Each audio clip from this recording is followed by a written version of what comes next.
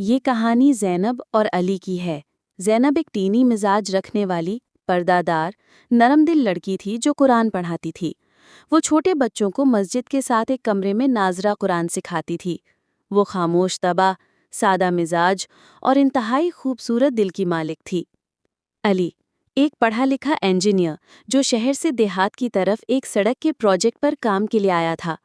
علی شہر کا رہنے والا، مگر اس کا دل دیہی سادگی میں کھو گیا تھا۔ اسے مسجد کے ساتھ بیٹھے بچوں کی آوازوں نے متوجہ کیا، اور ایک دن اس نے زینب کو بچوں کو پڑھاتے دیکھ لیا۔ وہ ایک لمحہ تھا، اور علی کی زندگی بدل گئی۔ آہستہ آہستہ دل کا بدلنا۔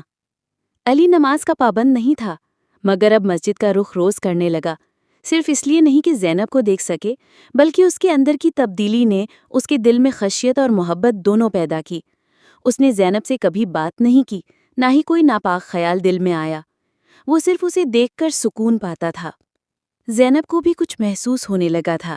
ایک غیر مرد کے بار بار مسجد آنے پر وہ حیران ضرور ہوئی، مگر اس کی نظریں کبھی بھی بدنگاہی کی طرف نہیں گئیں۔ اسے لگا یہ شخص کچھ اور ہے۔ اظہار نیت۔ مہینے گزر گئے۔ علی نے ایک دن اپنے والدین کو دیہات بلایا اور زینب کے گھر رشتہ بھیجا۔ زینب کے والد ایک معزز مگر غریب انسان تھے۔ جب علی کے والدین نے زینب کو دیکھا تو وہ حیران رہ گئے۔ اس کی سادگی، پردہ، ادب، سب کچھ بے مثال تھا۔ مگر یہ دنیا ہمیشہ ایک سی نہیں رہتی۔ تقدیر کا پلٹنا۔ علی کے خاندان نے زینب کی غربت کو دیکھ کر انکار کر دیا۔ ان کے مطابق ہم اپنے بیٹی کی شادی کسی ایسی لڑکی سے نہیں کر سکتے جو ہمارے معیار پر نہ اترے۔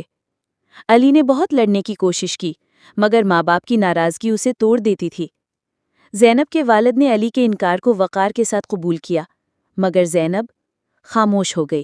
اس نے کبھی کسی سے کچھ نہیں کہا، نہ شکایت، نہ آنسو، نہ ہی کوئی سوال۔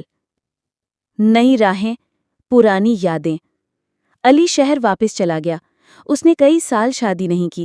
وہ کام میں لگ گیا، نماز، قرآن اور دعاؤں میں دل لگانے لگا۔ زینب نے بھی وہی معمول جاری رکھا، بچوں کو قرآن پڑھانا، ماں باپ کی خدمت اور تنہائی میں رب سے راز و نیاز۔ وقت گزرتا گیا، مگر دل کے اندر ایک خالی جگہ باقی رہی۔ برسوں بعد ایک دن علی، جو اب حج سے واپس لوٹا تھا، دوبارہ اسی گاؤں آیا۔